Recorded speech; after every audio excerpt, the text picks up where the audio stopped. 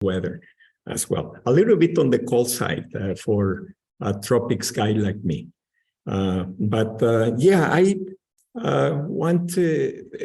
really appreciate this opportunity to share some of the work that we had been doing for several years on this particular topic. I'm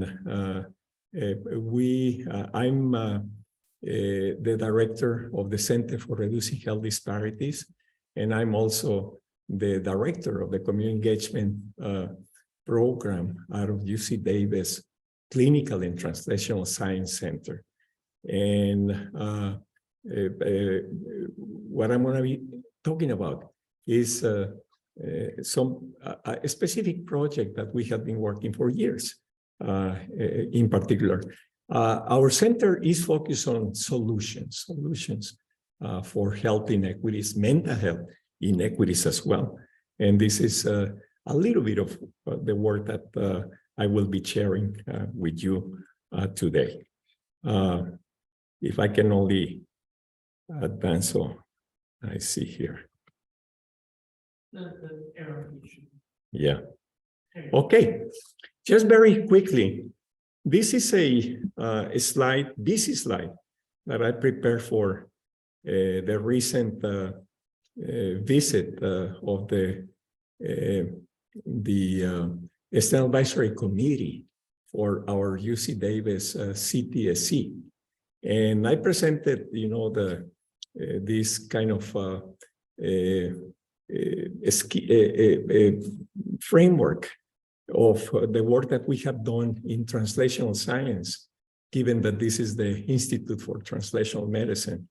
And what you have here on your left is that it took us about 10 years to come up with an infrastructure in which we did quite a bit of work on assessing the needs of communities. We have over 50 community-based organizations that we have done work with throughout the years. Actually, it's more than that, especially during the pandemic.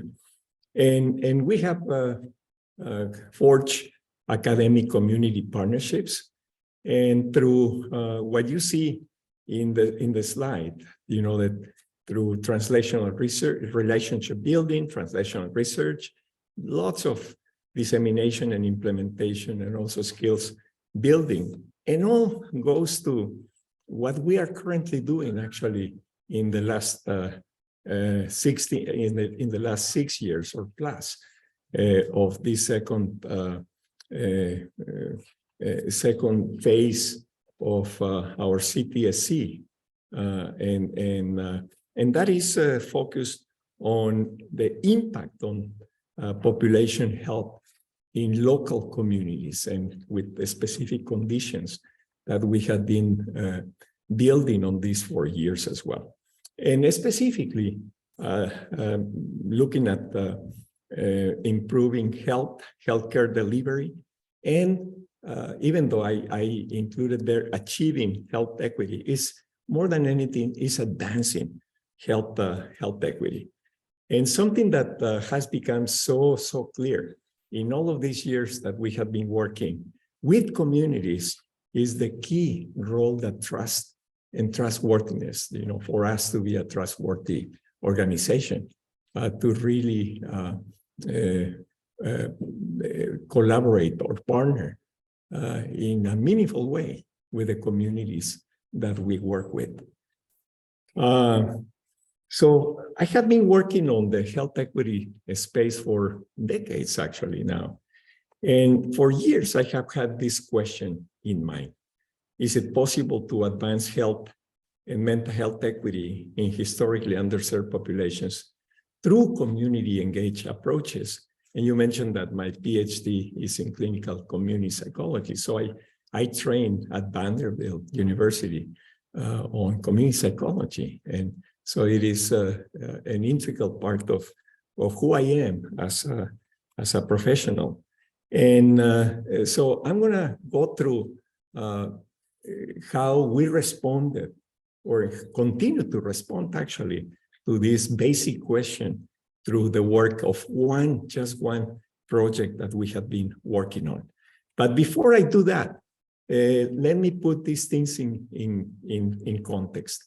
I had been a member of the National Advisory Council of SAMHSA, the Center for Mental Health Services, 5 years, and they provide us with this kind of data. We meet every quarter, and they are constantly updating us on how the landscape in terms of who is suffering from what in terms of mental health and substance abuse disorders, and also who is receiving treatment as well. Just very briefly, this is focused on Latinos, and this happened back in this data from 2018, and these are with for Hispanics 12 years of age and older. And even though this is very busy, I just want to focus on this particular area that of those who are experiencing co-occurring disorders. These are any mental disorder and substance use disorders. Latinos in 2018, 93% were receiving no treatment. And something similar with those with substance use disorders, diagnosed with substance use disorders, basically 90% receiving no treatment. And this is for African Americans back in 2018 as well.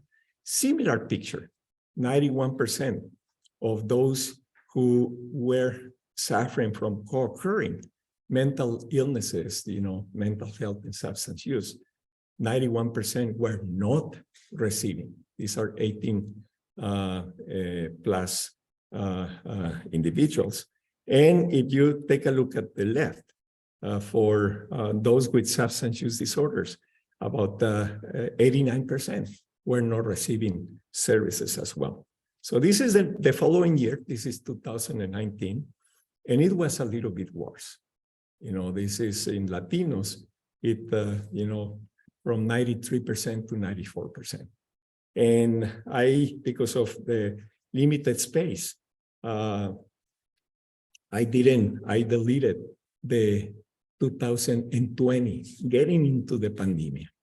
And we are going on the wrong direction because it jumped to 95%, not receiving treatment. So that is kind of the national landscape in the case of Latinos and also of African Americans. And there are other populations, Native Americans also, and others who are not receiving treatment. There are tremendous inequities. So then this brings me to the work that we did in a particular county in California. It's called Solano County. And Solano is located between San Francisco and Sacramento. I live in Sacramento. Or UC Davis is located in the city of Sacramento as well. UC Davis helped. And years ago, maybe now it's about 9 years or maybe 10 years, the director of the Behavioral Health Division from Solano County came to speak with me and our team. He brought 3 of the leadership team. And they said, look, we have been following the data for a few years, and there are tremendous disparities in some populations, communities in Solano County, and we are wondering if you can help us with this. And he said, for the last 3 years, we have been working with community-based organizations to see if we could make progress. And he said, and we haven't made progress, and they are really demanding that we do something about it. And we love the idea. And my colleague, Halsey Simmons, he said, can you share with us how would you go about doing that? And sure enough, we came up with a very basic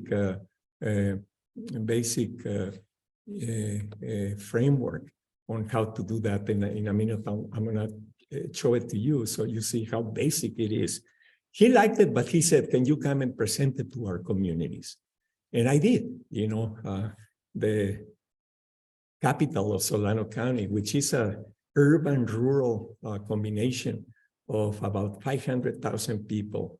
The capital is called Fairfield. So I came to Fairfield to present to the community members. And but this is the data that the leadership from Solano County were presented to us. And this is a 5-year period. And these are penetration rates. This is related to those who are medical eligible, the proportion of those who have been using mental health services. And as you can clearly see in this graph, both Latinos and Asian and Pacific Islanders, they were way underrepresented in those using mental health services. And when we talk about Asian and Pacific Islanders in Solano County, 76% at that time were Filipinos. Actually, Filipinos in Solano County, this is the largest concentration of Filipinos in the state, and I'm told in the nation as well. So when they meant Asian and Pacific Islanders, it was Filipinos. So they asked us to focus on Latinos, Filipinos, and LGBTQ. At that time, they didn't have information, or they were not collecting data on sexual orientation and gender identity. We help with that data collection. Now they have data every year, and you will see some. I'll share with you some of the outcomes about that. So there was this very low utilization of services, especially for Latinos and Filipinos. So these were, and by the way, this is the name of the project the model that we developed. They themselves decided to call it Interdisciplinary Collaboration and Cultural Transformation Model. They call it also Cultural Transformation Model, but it comes from their community. It comes from the county itself. So these are the project goals. First, to improve community engagement, and there was a specific community focus, improving community engagement and partnerships to increase awareness about mental health services and reduce stigma for very important reasons. Then to improve quality improvement of delivery of class-informed care, and CLASS stands for Culturally and Linguistically Appropriate Services Standards, which is a framework that we have been working on since 2006. We have done a lot of work out of our center, the center that I direct on that area. And then we also adopted the triple aim, and then it became the quadruple aim. How many of you are familiar with the triple aim? This is Don Berwick's a framework out of the Institute for Healthcare Improvement. And it is exactly to those 4 aims that you see there: to increase the consumer experience, the outcomes, and also, in particular, increase access and utilization of services. They added later on provider experience, and also reduce per capita costs. So we use this framework as well. This is the model that we came up with. This is very basic. They liked it, they adopted, and it is comprised of 3 different phases. The first phase was a comprehensive cultural needs assessment that we did. It took us nearly 2 years to do that. Then followed by creating quality improvement plans. Also, we call them action plans, using, once again, the culturally and linguistically appropriate services standards, the CLASS standards.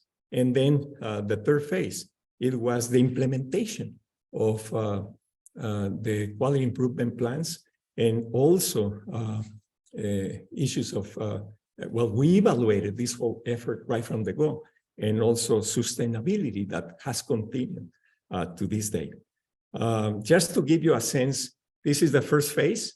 We collected stories, histories, and also we went after the strengths and assets of the populations of focus in years 1 and 2. You see some of the things that we did in terms of doing key informant interviews, focus groups, community forums, which we did several community forums, because we like to, is part of what we do at our center, that when we collect data from community members, either through focus groups or community forums or key informant interviews, we go back and tell them what we heard and see if we got it right. And often we get feedback and we incorporate the feedback. So that is, those are their own voices.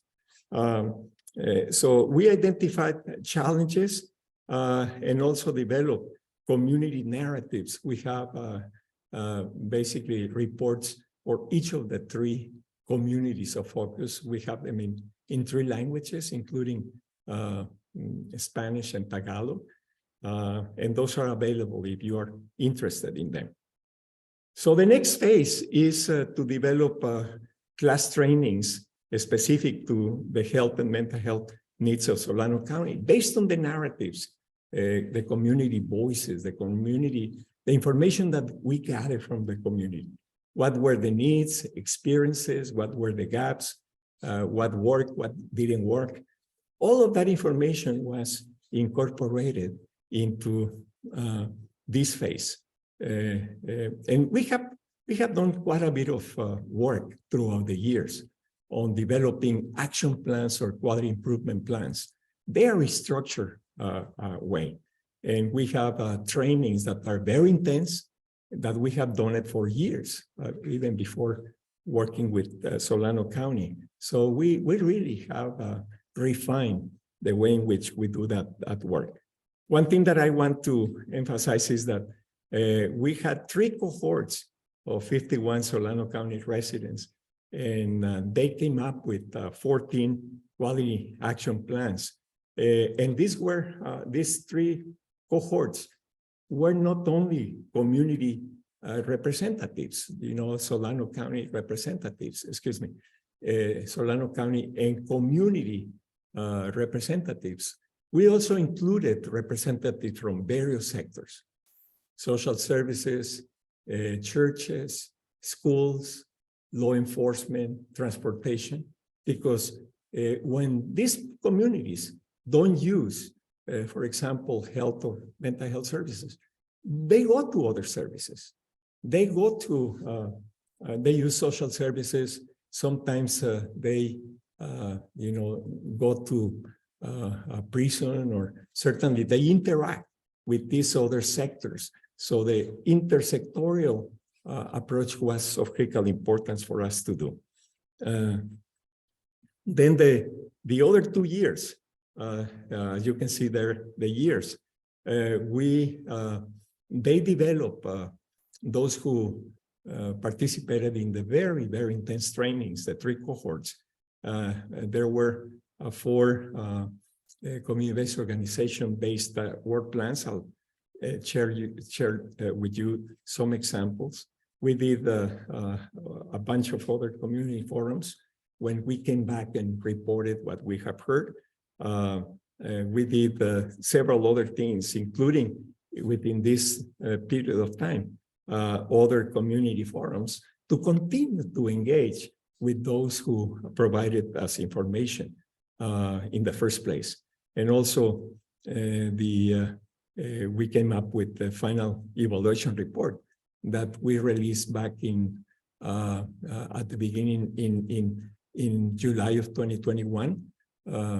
And actually we revised that, and another report was released in September of 2021. One thing that I want to emphasize is what you see at the bottom, which is, that we had a very, very strong evaluation team, really remarkable evaluators that work with us right from the go. And the evaluation framework that we use, we did it right from the beginning. It was not an afterthought. In fact, I decided to include this evaluation framework data here. It's very busy. I won't, focus too much on that. But I'm hoping that you will have the slides, a copy of the slides, so you can see it at your leisure. But during the first phase, it was based on formative assessment of the communities of focus, some of the tools that we use, and some of the indicators. Same thing on the second phase and then the third phase. And in the third phase, once again, is based on the implementation of the quality improvement plans and also the quadruple aim, that we use as a framework as well. These are three community-based organizations that we work, and we continue to work with even though we officially finished with this particular project, but we haven't finished. We are working on a second phase now that I'll tell you a little bit more about that. So we work with Solano Pride Center, who is focusing in LGBTQ populations, although they don't exclude anybody. Anyone who comes to receive services, they are given services. Also, Fighting Back, that is focusing on Filipinos, and then Rio Vista Care, which is focused on Latinos as well. In a nutshell, I don't know if you're familiar with how many of you are familiar with the class standards? Oh, that's great. Yep. These are standards that were released originally back in 2000, basically 2001, by the Office of Health Equity, DHHS Office of Health Equity. Originally, there were only 14 standards. Back in 2012, they did a facelift, and they included one more standard. So now there are 15 standards, and this is how they are organized. There is a principal standard, then standards 2 to 4 are specifically focused on governance, leadership, and workforce. Standards 5 to 8 on communication and language assistance, and then 9 to 15 on engagement, on improvement, and accountability. And we use this as the main framework for the development of the action plans. And I'm going to give you very specific information about that. Back in 2009, based on funding that we got from the Office of Minority Health, through California, the state of California, we developed a toolkit curriculum. You take a look at the left, your left, that we call Providing Quality Care with Class. And class, of course, refers to the class standards and the training. And this is the training that we have developed and refined throughout the years. It is comprised of 4 sessions of 4 hours each, with a lot of homework in between. And this is what goes into each of those 4 sessions. Very in-depth overview of the class training, and then the health disparities. Then we look at the community needs and gaps based on the community narratives, based on the reports of what we heard from the communities themselves. Then very in-depth training on class standards. And then between the 3rd and the 4th sessions, they are expected to come up with action plans or quality improvement plans, and that we perfect during the 4th session. And I have some photos so you can see how that has happened. And then that is followed after the 4th session by 6 to 8 months of coaching. These are monthly coaching sessions for those who develop, quality improvement plans. And we encourage the participants, the 51 participants in the 3 cohorts, to organize in small groups. We didn't want to have solo developers. We want them to really do it, but in small groups, 3, 4 people, maximum 5 people for each of the groups. Just a little bit. This is the cohort 1 that we did in Solano County in Fairfield. Some pictures about one of the trainings of cohort 1. A little bit of the dynamics that happened. Something that was so important for us is that we work with the leadership of the county, the top leadership, because we want the leadership to be involved. Actually, the toolkit that we developed is geared towards the leaders of health systems. So we really make clear right from the go that they are going to be involved and to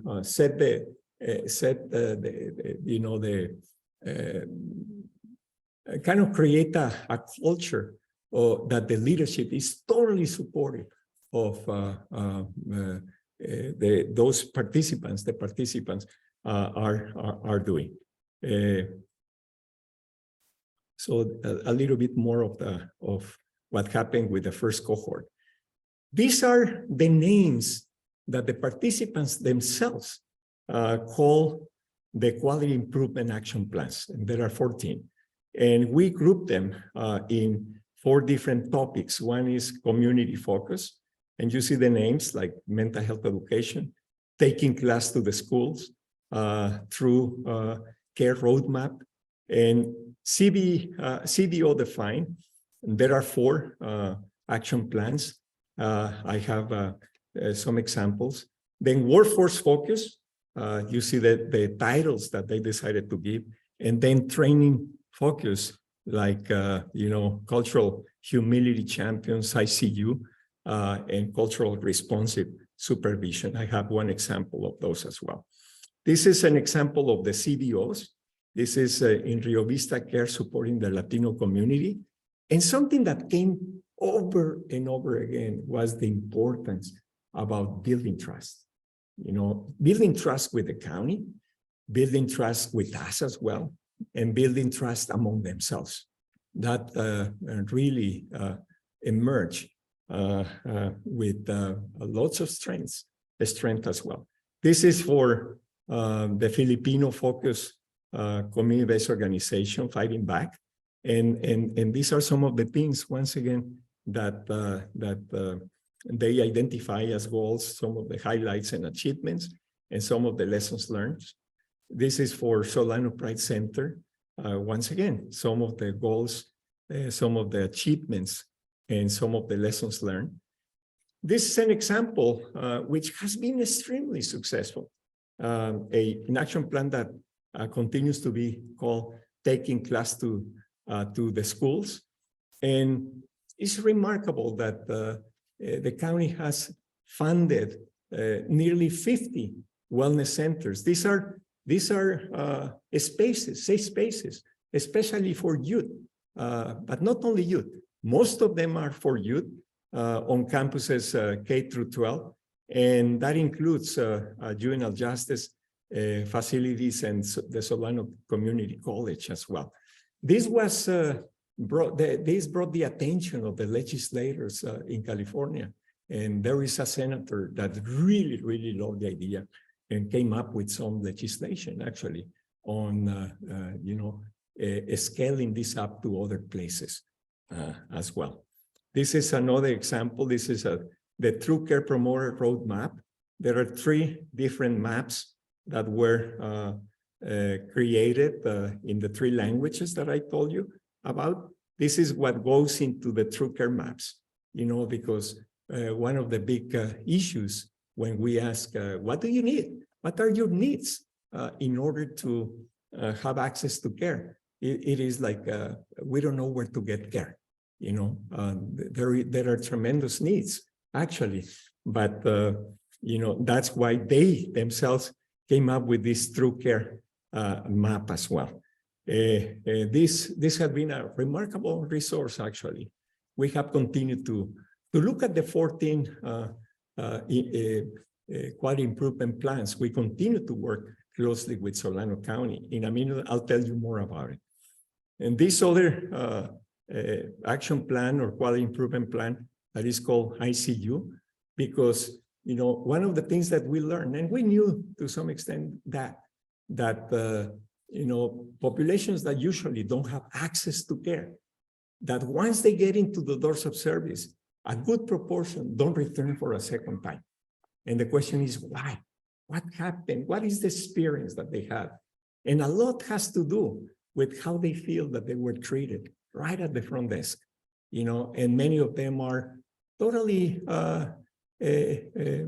not seen. That's why they decided to call this for the front, primarily the front desk team members, to make sure that they change the way in which they interacted with people as they were accessing the services. So there was one on ICU. So there are some of the outcomes. What is it that we have found? And I decided to include a little bit about the unanticipated outcomes, because we started with this in January of 2016. And during the past administration, there was a lot of issues related to these unanticipated impacts, like the immigration concerns that happened in 2017 due to, maybe you have heard about the public charge, which really chilled some of the behaviors that some of in Latinos, for example, I can tell you, didn't want to get into services because that would have been used against their desires, their wishes, or their plans to become citizens down the road. So that was a big issue. Another one is the attempted rollback of same-sex marriage rights and to reinstitute. I'm sure that you have heard before the don't ask, don't tell in the military, and also the racial and political unrest that happened in 2020 with the the murdering of George Floyd. There were a lot of ripple effects. Certainly, Solano County was very much impacted by that as well as others. And of course, the other one was a big one, is the impact of the pandemic. There was a transition from in-person meetings to telehealth sessions. And, all the adjustments that need to be made in order to accomplish that.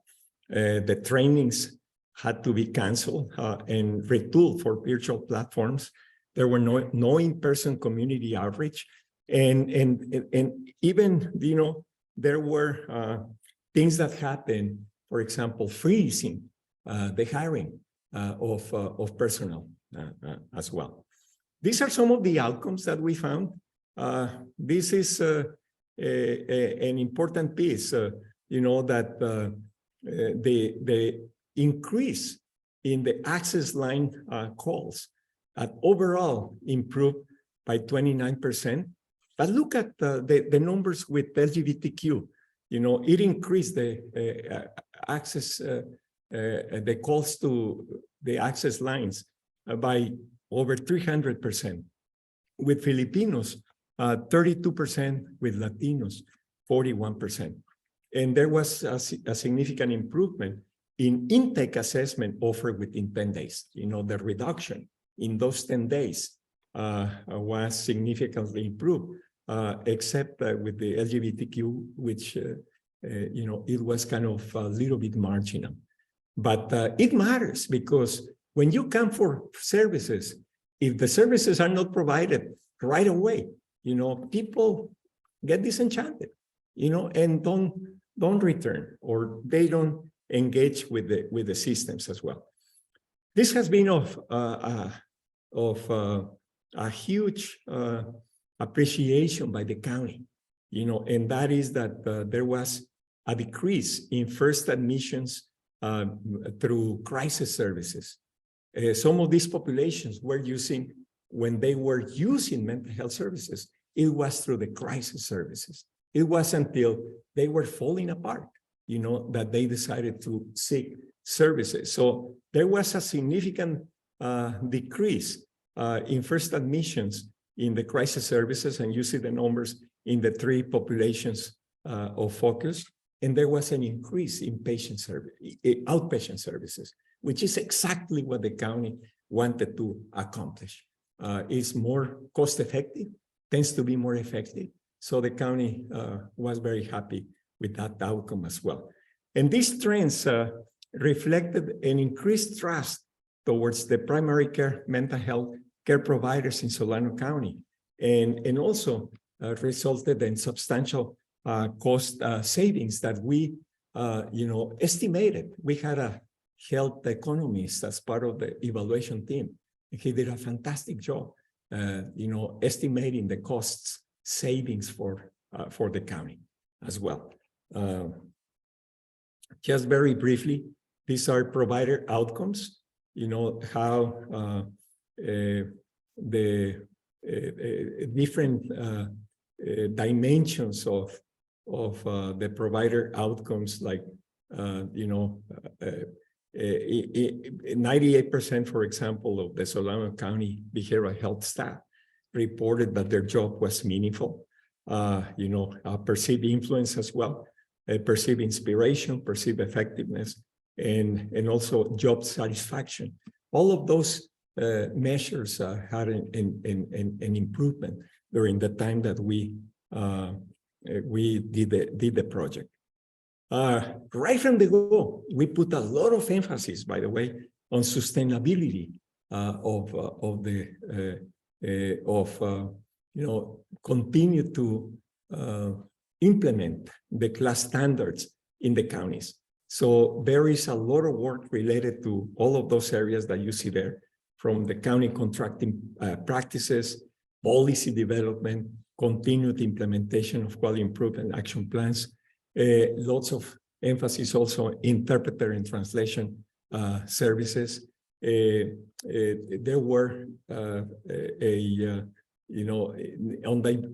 a focus on diversity and equity plan, and there was a committee. There is a committee that is focusing on that as well, and also in hiring and retention, just to mention some of the areas that sustainability was focusing on. This is the report that we created. There was a revision of this, and I believe that it was also re-released in September of 2020. So going back to the question, is it possible to advance mental health equity? The answer is yes, absolutely. It's a resounding yes, based on the evidence that we were able to develop along with the county and the community-based organizations as well. And the response is yes, mental health equity can be advanced. So what are we doing now? That's the kind of overall the first phase. So now we are on this second phase. The funders of this project in Solano County came to us and came to Solano County, and they say, look, this is great. What you guys have done throughout the years is great. Is it possible that you develop a learning collaborative and invite as many county representatives as they would like to participate in trainings? And we jumped to that idea. It was all of us academicians would like to do not only dissemination, but scaling things up to other populations. And what we have done is, create a learning collaborative. We call it a learning collaborative.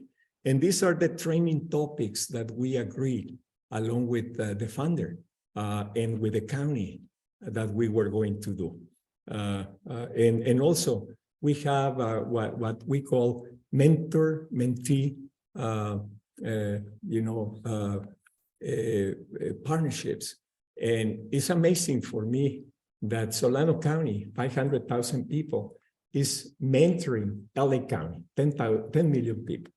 And also some in the 2 counties in the Central Valley, in the rural areas, Fresno and Bakersfield, and also 1 county, a very affluent county close to San Francisco. This is in the Bay Area, Marin County.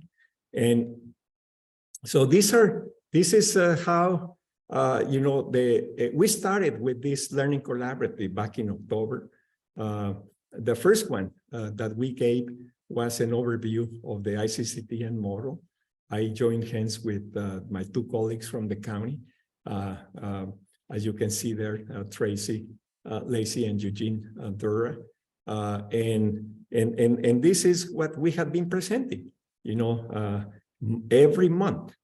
First session, the second session, it was on the impact of COVID-19 on mental health. Third session on social determinants of health. Fourth, an in-depth, deep dive into the class standards. And then the 5th one was trauma in the trenches. The 6th one that happened just this past week, untangling intangible loss in the treatment of traumatic grief. And there is a lot of loss and grief that is happening.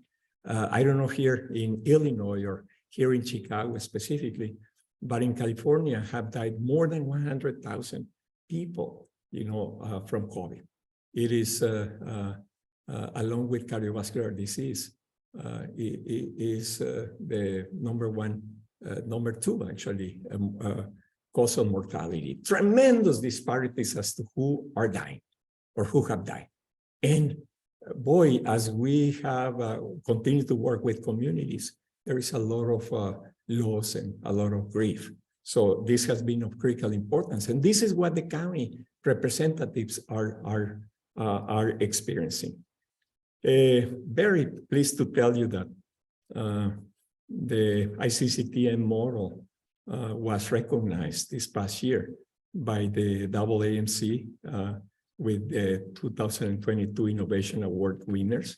I'm delighted that Linda Cutler, our colleague Linda Cutler from the University of Florida, that they were recognized with the first prize for their Health Street model that I'm sure that some of you know about it. So what are some of the lessons learned in building academic community partnerships? And this is, almost 40 years of working with this. And I have been relating very closely with Lloyd Michener. Some of you may know Lloyd. I see some nodding here. And Lloyd has been also for decades working on community engagement. So there are some things that I just wanted to bring to your attention of what is it that we have learned. Well, the multi-stakeholder community partnerships are required, especially this is so evident now with during the COVID era. Also, the importance of using a health equity lens is of critical importance to listen attentively to all and treat everyone with dignity and respect. We really need to gain, to be trustworthy, don't we? Working with communities. And I know that you know that because you have an incredible community engagement program here in Chicago, here in your catchment area. I have heard from you, Torian, and from Jen Brown and several of your colleagues, and you are doing just a remarkable job here. Also, I replace human subjects with human participants because I provided this slide to a national meeting of the Office of Health Research participants. This is DHHS. And they asked me if I could speak about the importance of trust and trustworthiness. And I was kind of taken when they continued to use human subjects as opposed to human participants. So that was a message to them, by the way. Include community members in the IRB communities, review local data on health outcomes in your communities, and look at the pattern that connects. This is Greg Bateson, one of the brilliant minds here in the US and beyond who came up with this idea about looking at the pattern that connects and look for what is missing as well. And actively look for community assets, strengths, and resilience, and use them, because it is too often that we go for the deficits. You know, what are the needs? And we forget that all the communities, no matter how negatively impacted they are, they absolutely have strengths and assets as well. And then design and implement for sustainability right from the go. This comes from Lloyd, is to start. Don't overplan, learn and adapt as you go. And once again, what I really want to emphasize is building trust and creating trustworthiness that are front and center. And I added some slides as well, because I really would like to share with you one of the things that I honor really to be a part of. And that is a work group from the National Academy of Medicine that is called Assessing Meaningful Community Engagement in Health Measures in Health and Healthcare. And this is the project goal of that work group. The question has been, how might we build a menu of effective evidence-based community engaged indicators and metrics that can be used to measure meaningful community engagement of individuals, families, and community groups in a wide range of settings that can characterize, track, motivate, and guide progress that shape how health and healthcare programs and policies are developed, implemented, and overseen, with a special emphasis in those most in need, in which health equity really is embedded across all the work that has been identified in this work. This is just to give you an update, a quick update. It has taken us 4 years. Now in March, it's been 4 years of working on this particular work group. It has been incredibly experienced. There are 34 members of what we call organizing committee, 13 community leaders, because at the beginning, we didn't include too many community leaders. But it came from the group saying, hey, we need to add really community leaders in this process. So in 2020, we increased the organizing committee with these 13 community leaders, and they modified the things that we have been doing, and we are delighted that has happened. We have had by now more than 25 meetings of the full organizing committee. And what I want to bring to your attention is that there are 6 resources that we have been working on. We released a year ago in February of last year, this conceptual model, this assessing community engagement conceptual model that in a minute I'll share it with you. And we are about to release in the next, it's going to be now in April, 7 impact stories and 2 videos included. Also, we are releasing 28 assessment instruments that tap into community engagement, meaningful community engagement. We're developing a resource website, a beautiful website. We have been looking at the website development developed by the National Academy of Medicine. We also have been working on a user guide, because we really want, especially communities, to use the measures. And then we're going to come up with a special publication sometime at the beginning of the fall, most likely at this point. So there are all of these project resources, as you can see here. I already mentioned all of them. And this is the model. This is the model that we develop. We reviewed over 22 conceptual models that we were able to locate. And this is the result of looking in depth to all of those models. And this is a very dynamic model that has community engagement in the center, as I'm indicating there. Community engagement guided by the core principles, as you can see there. And there are those 4 domains that you can see from left to right. These are kind of propellers. Or some of my colleagues call them pedals, pedals.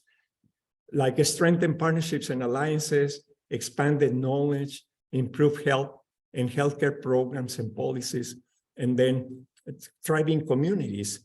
But what I want to emphasize is the connectivity between community engagement with advancing health equity through transforming systems for health. We consider that this is a roadmap. It can be a roadmap. And if you take a look at the context, all what you see there in navy blue, these are the drivers of health.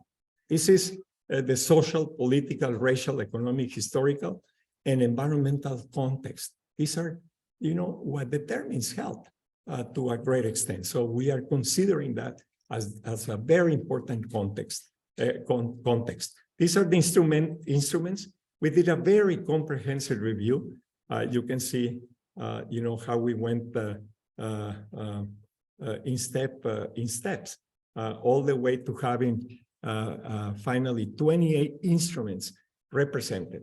A little bit of, the assessment instruments. We are using this already. We are eagerly awaiting the release of the 28 instruments. But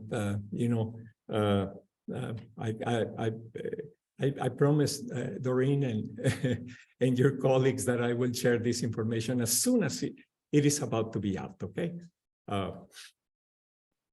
Just finally to acknowledge, nothing that I do it by myself. Everything is in collaboration.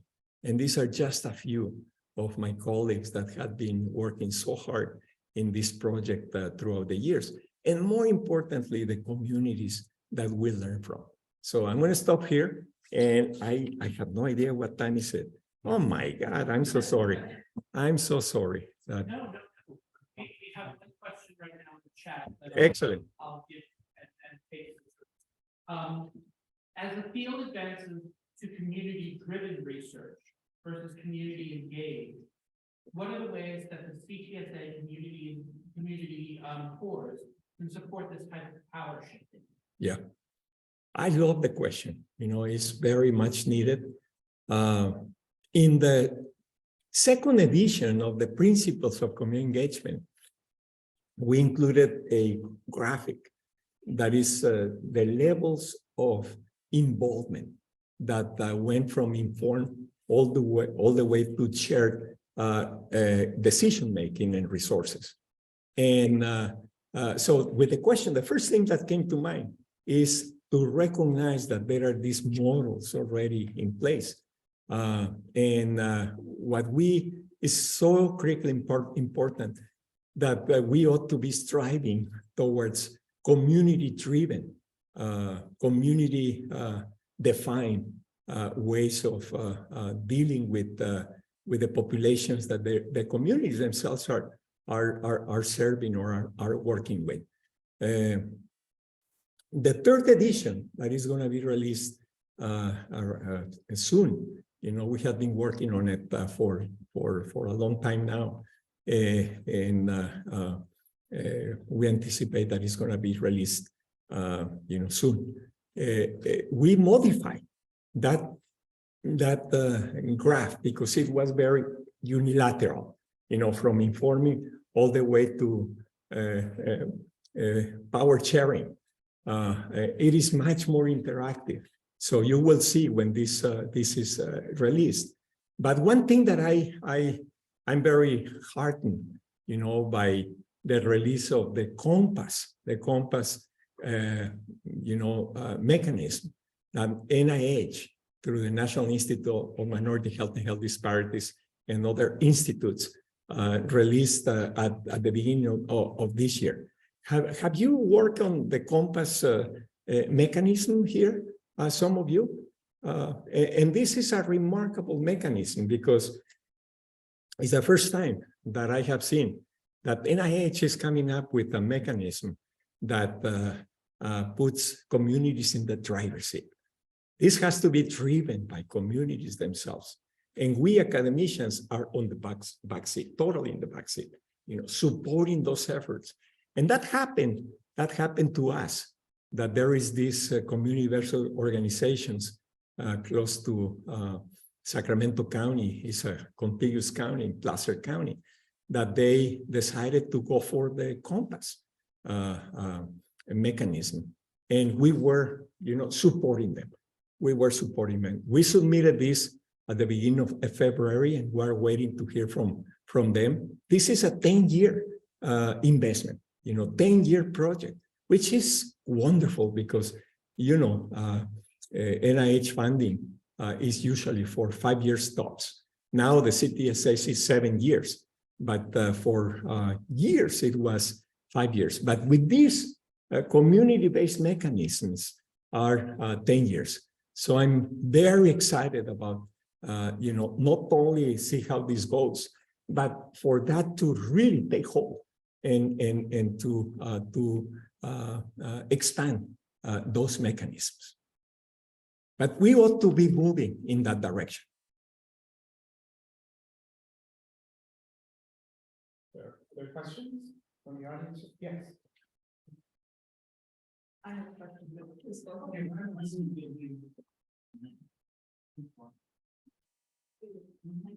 Thank you for a really, really insightful, exciting talk on moving forward. I wanted to ask you, aside from the pandemic, which is obviously the elephant in the room, what are some of the threats to maintain? So we build this trust and trustworthiness, which is central to the community.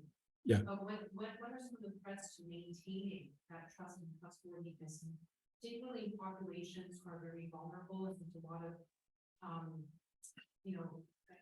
new and ongoing barriers to having, to continue to maintain that trust. So think aside from the pandemic, are there other external factors, changes in whether it be climate, economy, and there's so many changes to migration. So you move the contacts, and so what are some of the barriers that we observe in last and how you address those? Yeah, it's a wonderful question. Thank you for asking that.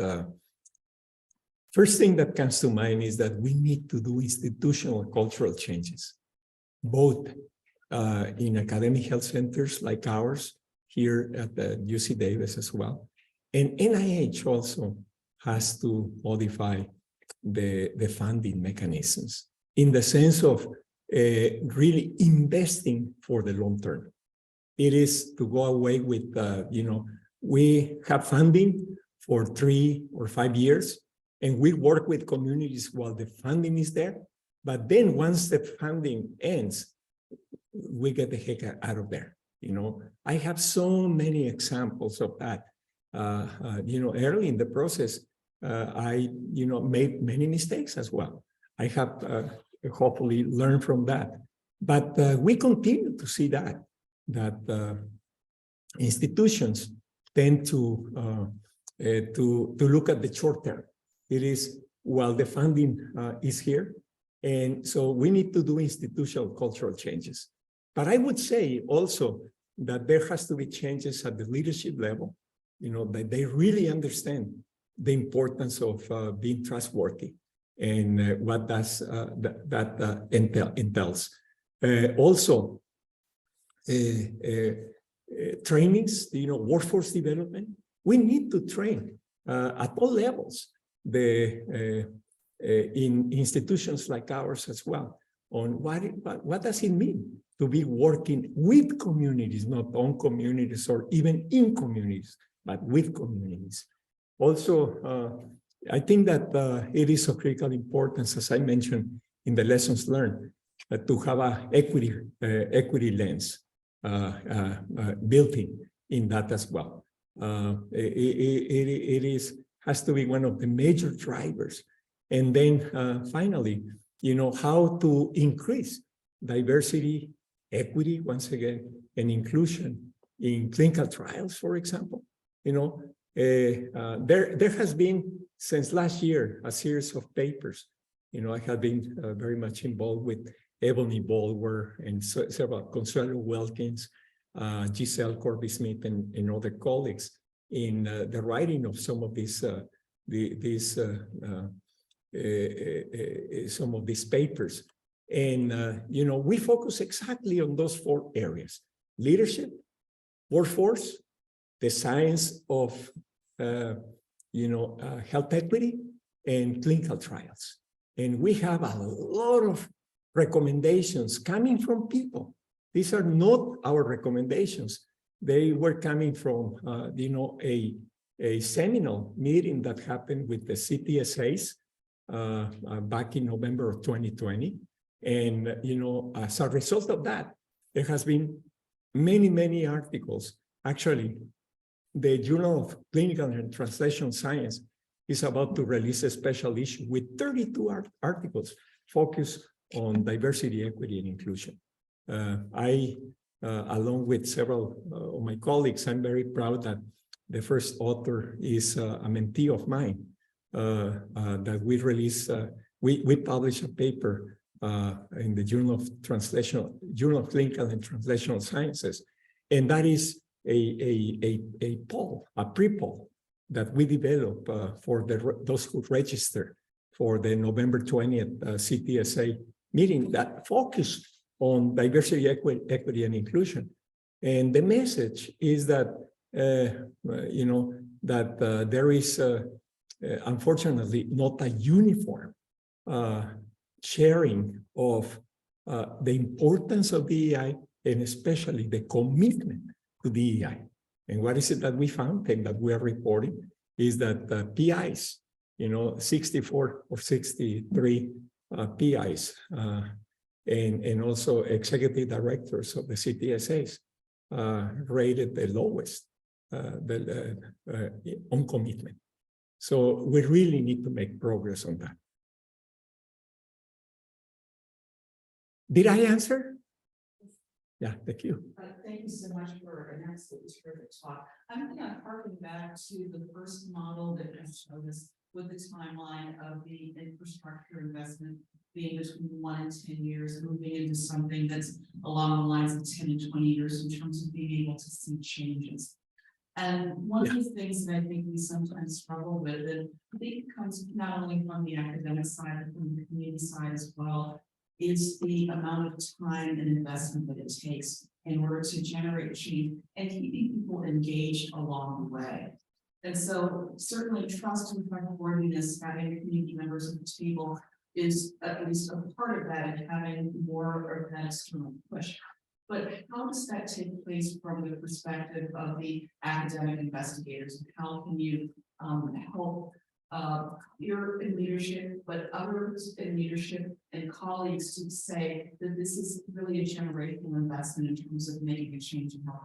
Yeah, well, that's a key question, Doreen. Thank you for asking that. And I think that every CTSA, like the ITM that you have here, need to be asking itself about that. And this is the workforce development never ends. That we need to continue to work about how critical community engagement is for the research enterprise. Across the translational process. The current CTSA emphasis and the NCATS emphasis is on translational science and translational research. And that involves the translational process. We all have seen most likely, from P0 to all the way to P4. Well, I think that we need to train the trainees, for example, from the TL1s, the KL2s, the T32s, and other scholar trainees on this translational science and translational research. So if we are dealing with researchers, especially junior investigators who are focused on basic research, that they have a view and a commitment from the outset on how focusing on molecules or focusing on a cell, has relevance to and benefit the population, and that there is a commitment right from the go. I would be very bold about this, actually, that as they submit, their applications for funding, that as part of the requirements, that they include a statement on how they see the translational processes and what is the kind of commitment that they have to push, the translation of their findings to benefit humans, to benefit communities specifically. I think that if we do that culture, that we really focus on that culture, especially from the leadership, and it's part of the expectations. And this also happens with the IRB, that they are IRB when they are receiving proposals for, the protection of human participants, and that involve working with communities, that they also focus on some of these requirements for training. Training is a key component. Right now, for example, we are delighted out of our community engagement program, out of our CTSE, that we're working very closely with the training, research, and education department. These are the, and we have a plan to train them on the principles of community engagement, the 3rd edition, and also on the National Academy of Medicine kind of roadmap, and hoping that this is going to be experiential, at least experiential, and then a series of one-on-ones, with the trainees also, to make sure that how they are thinking about these things, and to verify that if they are going to be, exactly what I mentioned, how this is being considered, no matter what is the kind of research that they are doing, basic research, especially, I would say, that there is this connection in their minds about the notion of translational science and translational research. Thank you. Very much. We're past the hour now, so yeah, probably. So thanks everybody, and thank you, Sergio, for a great My pleasure. presentation, and we are going to adjourn and have a session. Thank you. Thank you so much. Thank you so much.